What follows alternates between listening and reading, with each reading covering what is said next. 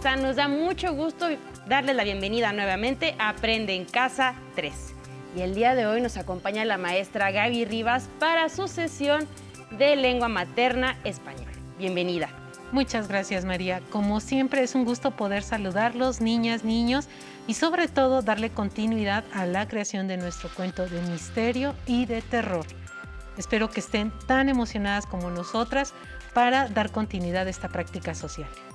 Pero antes de continuar, vamos con Najo listo para que nos dé un consejo de cómo lavar nuestras manos. ¡Hola! La mejor forma de cuidarnos es lavarnos las manos frecuentemente con agua y jabón durante 20 segundos. Así te proteges tú y proteges a todas las personas que te rodean. Si sales de casa, usa cubrebocas y guarda la sana distancia.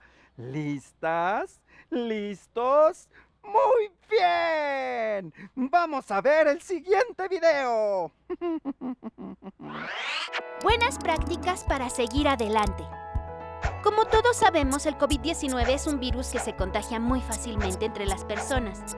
Por eso hay que continuar cuidándonos siguiendo las buenas prácticas que ya todos conocemos para evitar contagiarnos.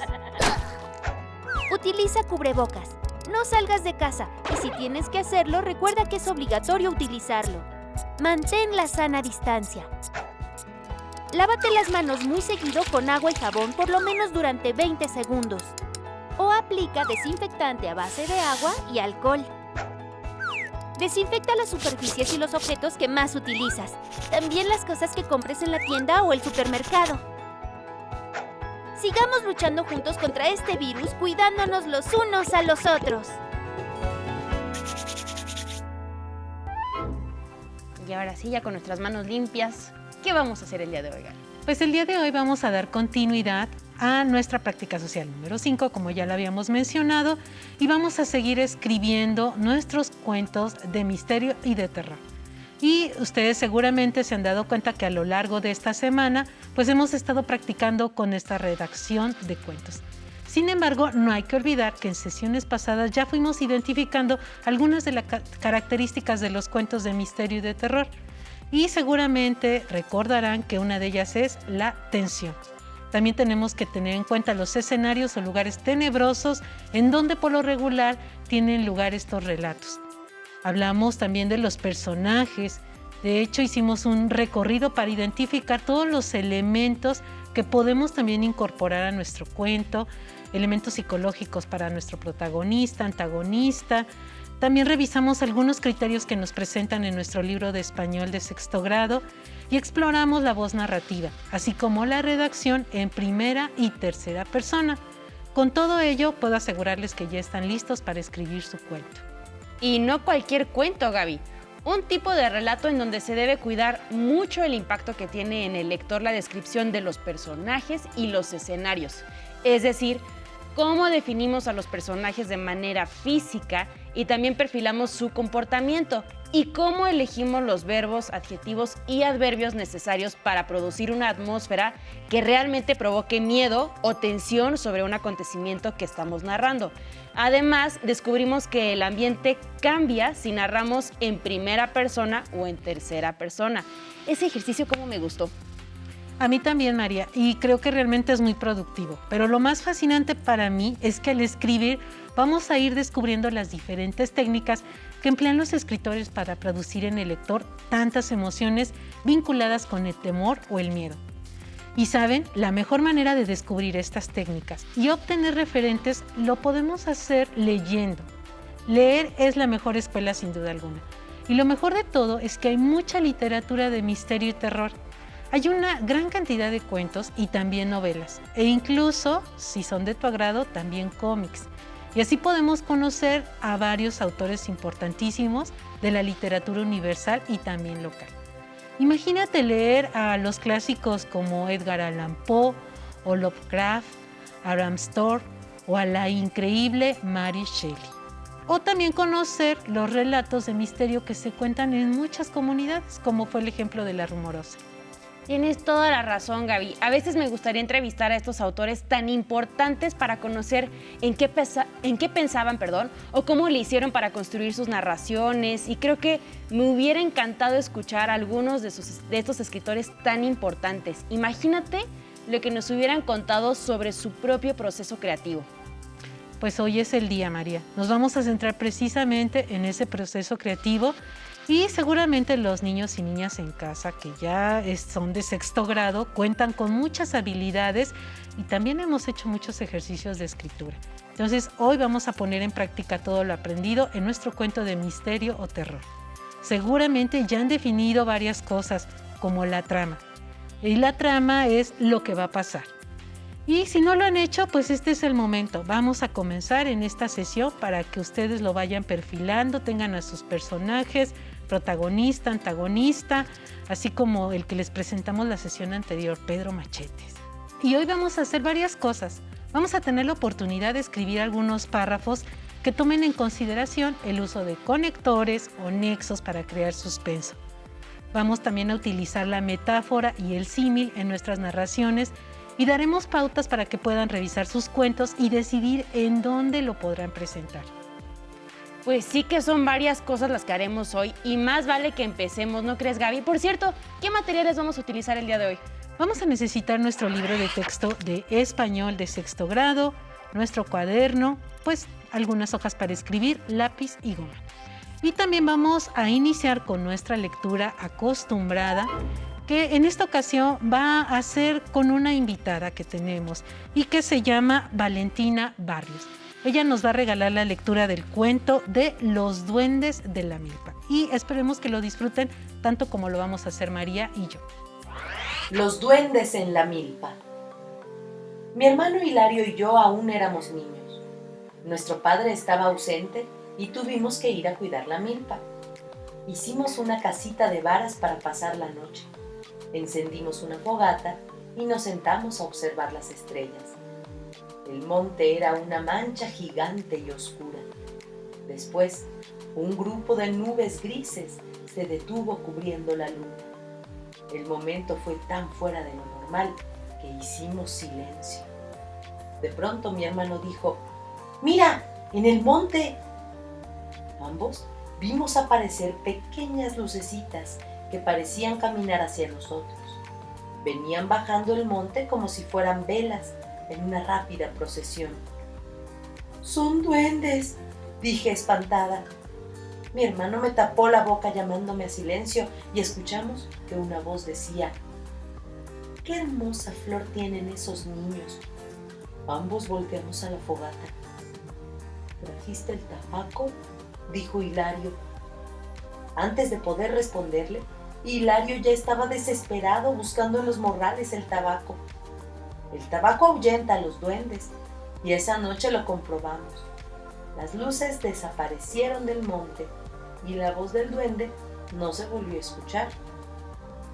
Aquella noche la pasamos en vela. No pudimos pegar un ojo y cuidamos el tabaco hasta que despuntó el alba. Pudimos ver entonces el monte claramente. El cielo estaba limpio y el sol comenzaba a calentar. Hilario lentamente empezó a dormirse y yo, sin saber en qué momento, me quedé dormida también. Nos despertamos al mediodía, cuando el sol comenzó a picarnos. Agarramos los morrales llenos de maíz y tomamos camino de regreso a casa. Caminamos hasta el río y ahí nos detuvimos un momentito a tomar agua.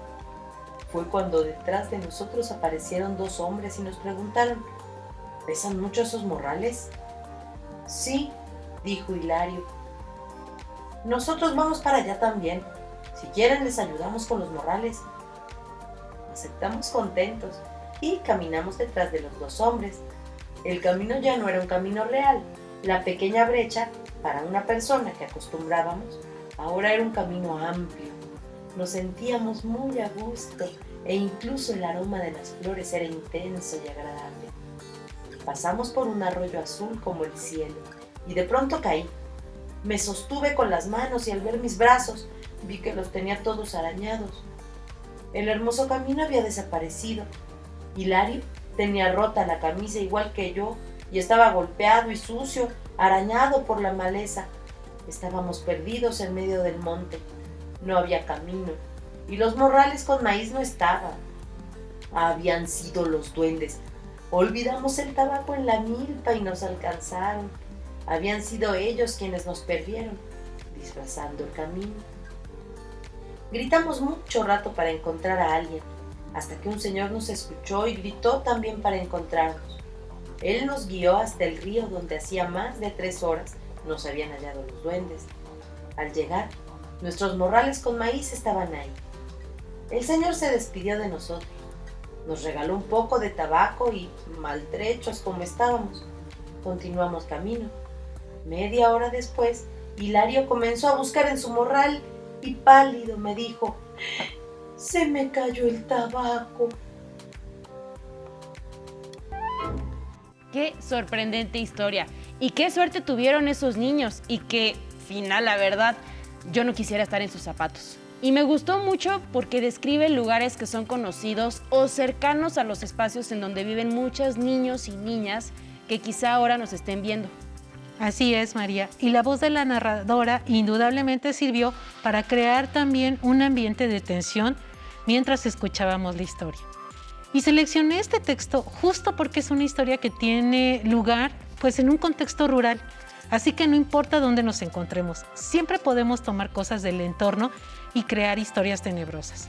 Y ahora, si te parece bien, vamos a trabajar con los conectores, que también ya los habíamos estudiado.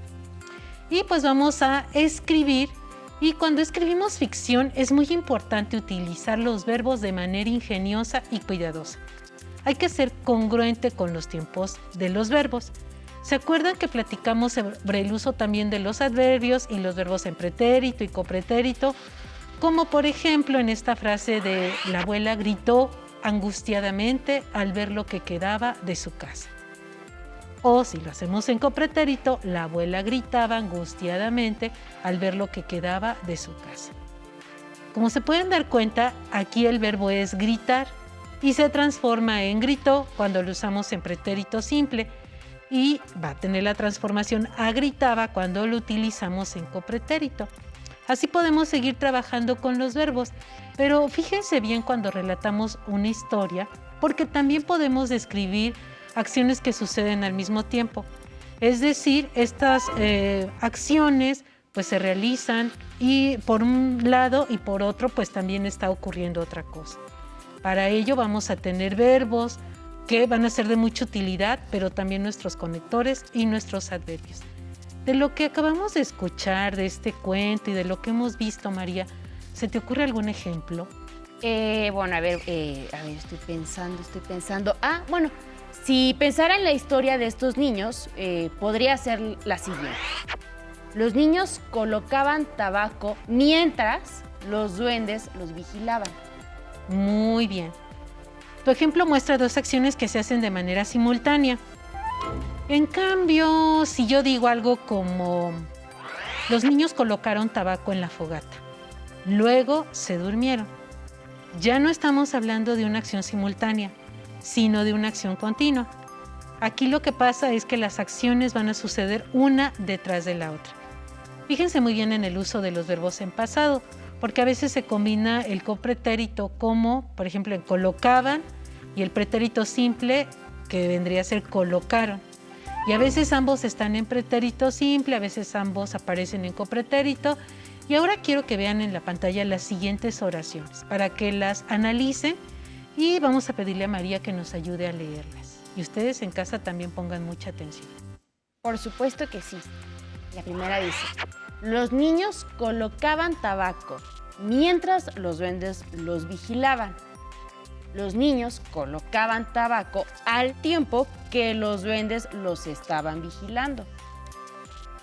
Luego tenemos: los niños colocaban tabaco y en ese preciso instante los duendes los vigilaban. Los niños colocaban tabaco cuando los duendes los vigilaban. Y si te das cuenta, ahí tenemos unas palabras en color rojo, y estas palabras precisamente tienen esa función, que nos están representando acciones continuas que ocurren de manera simultánea. ¿Y tú te diste cuenta de ello, María? Sí, todas ellas presentan dos acciones. Las palabras resaltadas precisan que dichas acciones se hacen al mismo tiempo. ¿Estoy en lo cierto, Gaby? Muy bien, María, exacto. Esas palabras resaltadas las conocemos como conectores y hay muchos de dónde elegir. Los conocemos como conectores temporales y nos van a indicar simultaneidad, es decir, que dos cosas van a ocurrir a la misma vez. Y allí en casa yo les recomiendo que practiquen tomando notas en su cuaderno, utilizando algunos conectores de los que hemos compartido aquí en la sesión y sobre todo que estén muy atentos. Y la verdad, no estoy muy segura de cómo utilizar algunos de estos conectores. No te preocupes, María. Vamos a seguir practicando y aquí venimos a escribir. Es más, te reto a ti, María, y a todos los niños y niñas en casa a que inventen una oración en donde utilicen un conector de la lista con los personajes y los verbos que aparezcan en pasado y copretérito. Puede haber uno o dos personajes. Todo aparecerá en pantalla para que en casa puedan elegir los componentes de sus oraciones y su conector. Pueden agregar otros elementos como adjetivos, adverbios, preposiciones, artículos, incluso sustantivos, pero no más verbos. ¿Lo tienen en casa? A ver, vamos a ver, María. Mira, te voy a mostrar esa lámina y vamos a revisarlo para que lo puedas hacer. Perfecto. Aquí en la lámina podemos ver a este vampiro que está frente a una niña y tenemos esos conectores también que nos pueden servir. Y vamos a darles, ¿qué te parece? 8 segundos, a ver qué oración forman. Tú ve pensando en una, María. Muy bien. Bien, les tomo tiempo. 8, 7, 6, 5, 4, 3, 2, 1 y tiempo. Si no lo escribieron, por lo menos espero que lo tengan mentalmente, porque María seguramente ya tiene su ejemplo. Ya. A ver, María. Yo seleccioné el conector mientras. Entonces bien. la oración queda: la niña mordía el cuello del vampiro mientras luchaba. Oh, muy bien. Me parece muy bien tu ejemplo, María. Y pienso que es una niña muy valiente y capaz.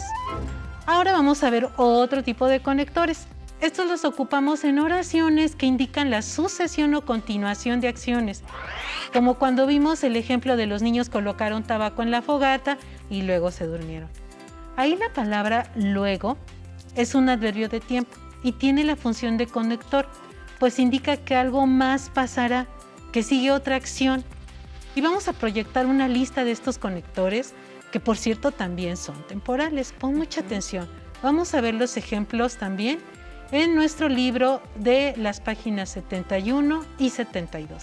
Ahí ya tienes una lista, esos te sirven como guía. Pero ahora pasemos a nuestro libro, a la página 71 y 72. Y en esta parte de acá arriba tenemos acciones continuas.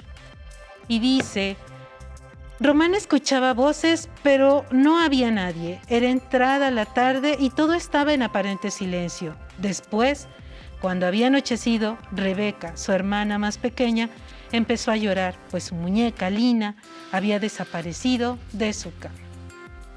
Y también tenemos el de acciones simultáneas, ese está en la página 71 y María me va a ayudar a darle lectura. Acciones simultáneas, ocurren al mismo tiempo.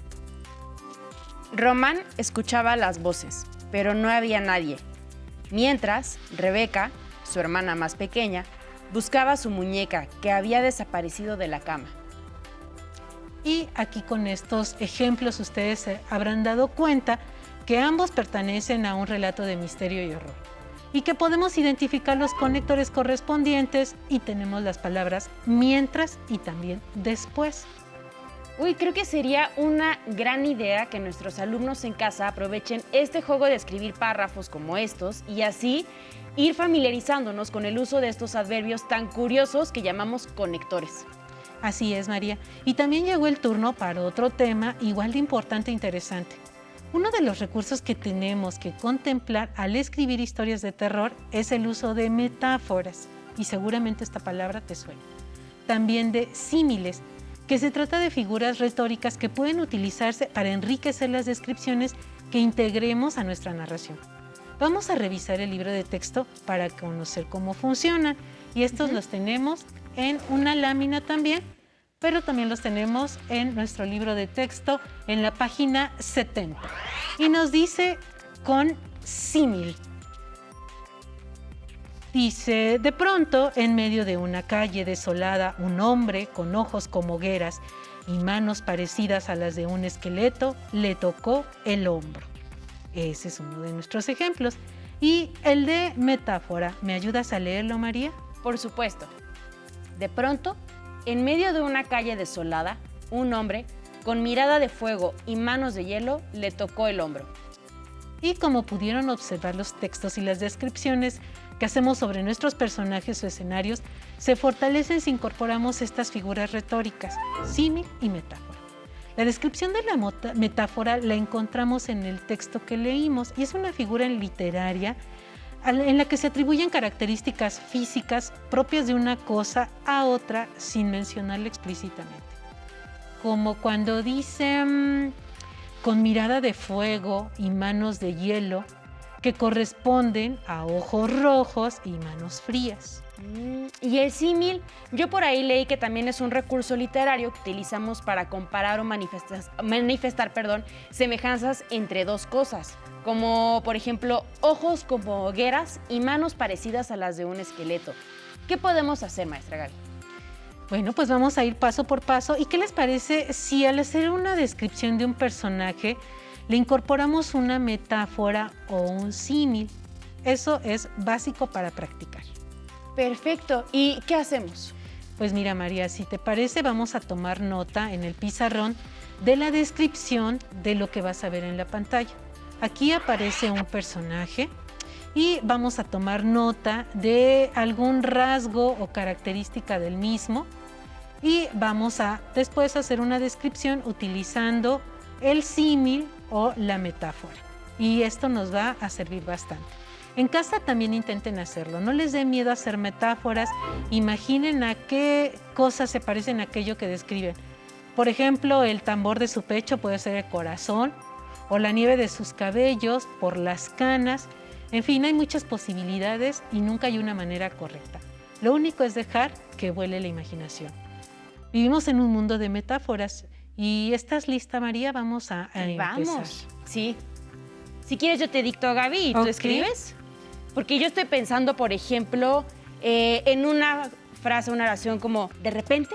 Ajá. Cuando la luz se apagó, una bruja con sonrisa de esmeralda y con un gran gancho en el rostro los persiguió. Muy bien, María. Con sonrisa de esmeralda. Y una nariz de gancho. Nariz de gancho.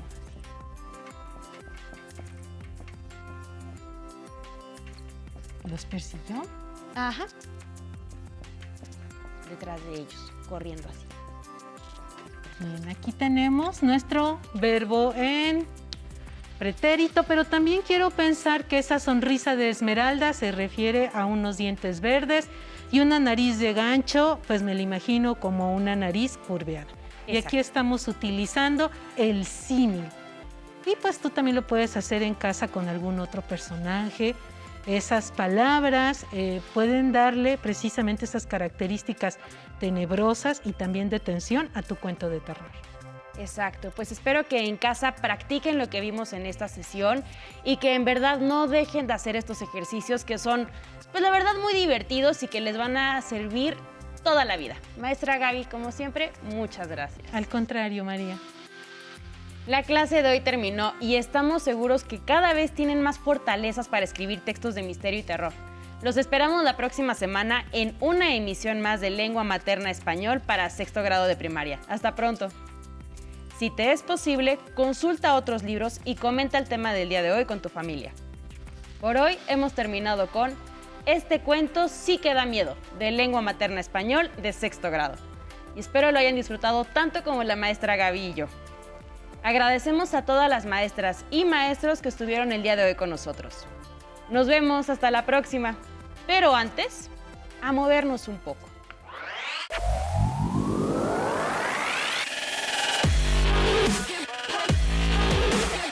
Recuerda, entre clase y clase, activa tu cuerpo.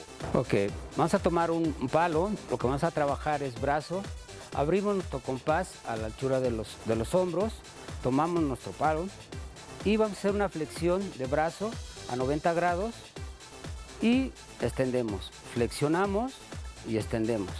Nuestra espalda derecha y nuestros pies bien fijos. Flexionamos a 90 grados y estiramos.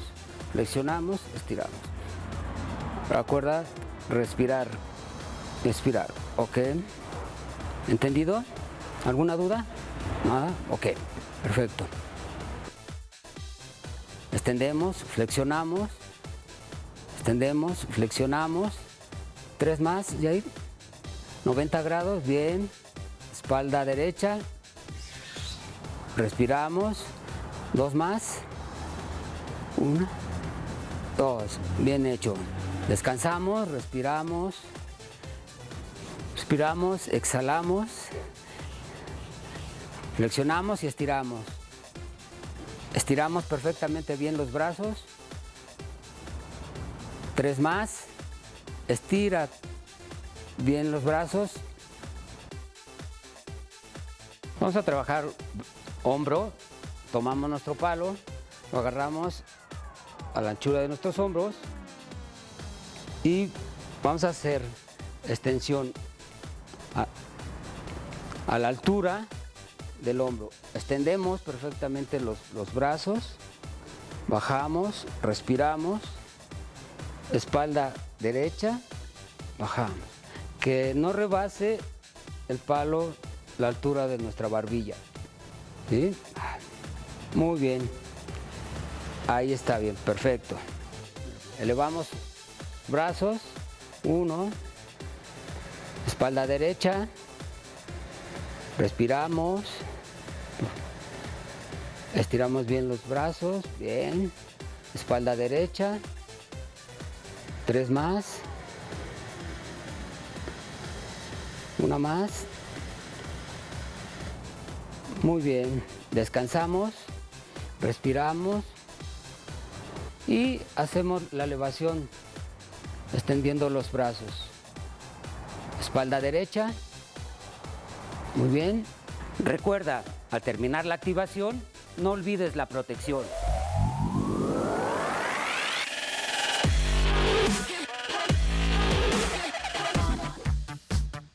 Si necesitas ayuda para resolver tus dudas, contáctanos.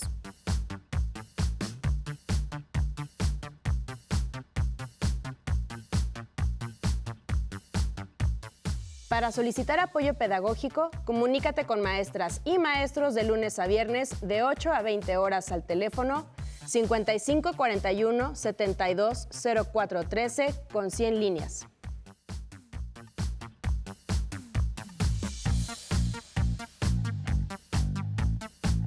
Si quieres volver a ver los programas de Aprende en Casa, los puedes encontrar en la siguiente liga: aprendeencasa.cep.gov.mx. Todavía me acuerdo la primera vez que vi germinar una plantita y en mi cabeza solo podía pensar qué tenía que pasar en él para que pudiera crecer. En mi casa todo empezó con un juego, con mi pequeño microscopio. A veces mezclando cosas en el baño y explorando todo lo que me encontraba a mi paso.